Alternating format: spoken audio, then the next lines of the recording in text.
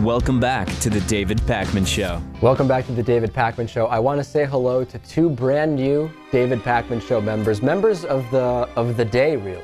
I don't even want to say members of the week at this point because on just about every show now we're welcoming new members, aren't we? So it would seem, yeah. Yeah. I think last show we didn't. Oh. I'm not sure, though. Michael Goldrose, and hi to Michael as well as Heidi Rhymes. I wonder, is Heidi Rhymes related to Busta Rhymes, I wonder? Even though Busta, I don't know that that's really his last name. You never know.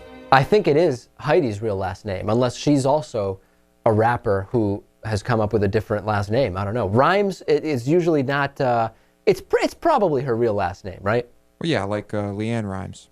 I think this one's spelled differently. Is it? This is Rhymes like, you know, like as in Busta Rhymes. All right. I don't know as in what else. Okay, and support the show for free, other than the purchases you make, by using the black Amazon.com banner at davidpakman.com. You click it, you bookmark it, you use it when you buy your textbooks, you use it when, if you're Lewis, you buy your heavy metal music. You use it no matter what you buy on Amazon, and it's a huge help to the show. Thousands and thousands of items purchased through that. Thanks to everybody who does that. Very easy. You got to do it. I wasn't going to talk about the Whitney Houston passing away incident.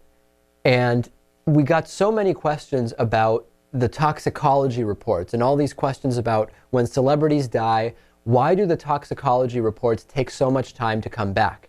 And one such question came from Matthew Smith, and he said, why is it I can go into the emergency room of the local hospital, they can do a toxicology panel for all common narcotics, and in an hour and a half, I get the results back? Whereas this is going to take 4 to 6 weeks after someone dies of an overdose? What's going on here? And suggesting that there's foul play. The point is to wait for people to exert their influence over what should or shouldn't be revealed in this. And, you know, I love finding some of, you know, various conspiracies if they exist. But I just don't see any conspiracy here.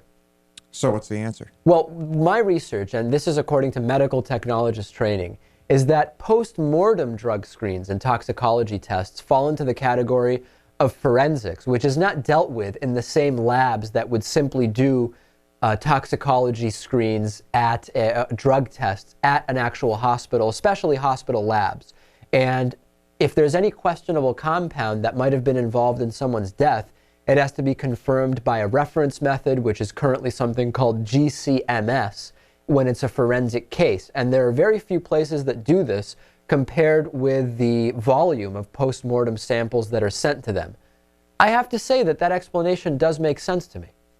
Not only that, I mean, this question has as a premise that Whitney Houston's toxicology report is taking longer than any other non-celebrity who they do a post-mortem toxicology screen. Sure. And that isn't true. Well, it usually takes 4 to 6 weeks. Let's take the question more broadly, which is simply why do post-mortem toxicology reports take 4 to 6, or in this case I'm hearing 6 to 8 weeks, whereas you can go in and in 90 minutes get a drug test done, was testing for all the same things presumably at a hospital. According to Dr. Joshua Perper, who's the chief medical examiner in Broward County, Florida. Isn't your grandmother from Broward County? Yes. Yeah. Right. And didn't you live in Broward County? Well, she's not from there, but she lives there. Right. No, I did not live in Broward County. Okay. They want to make sure that they aren't missing any additional drugs that might be in the system but are more difficult to detect. They might take more tests than what was initially thought because perhaps they found some level of drugs so far that aren't sufficient to explain the death. It seems to be a different process. Thorough tox reports require a lot of effort.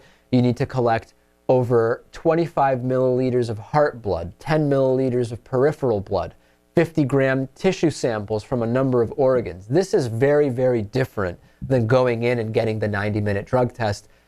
However, I don't believe that in all cases, toxicology information may be able to be suppressed via the right legal and political pressure. I mean, only because I assume everything exists. That's fair. Yeah, I assume there are certain situations in which things are stalled, delayed, or hidden for whatever reason when dealing with celebrities. Okay. Look at the Michael Jackson stuff. That seemed to take forever. Well, but that's the same thing. People basically putting that under this. But you know what? Eventually, we did find out what it was that was in there, and it coincided with the conviction in the trial of Dr. Conrad Murray. So you have to assume we did actually end up with accurate information. Right, but at the same time, I'd imagine that in rare circumstances, there are probably cases in which there are bribes and there are shady dealings in which... That's what I'm getting at. Yeah, okay.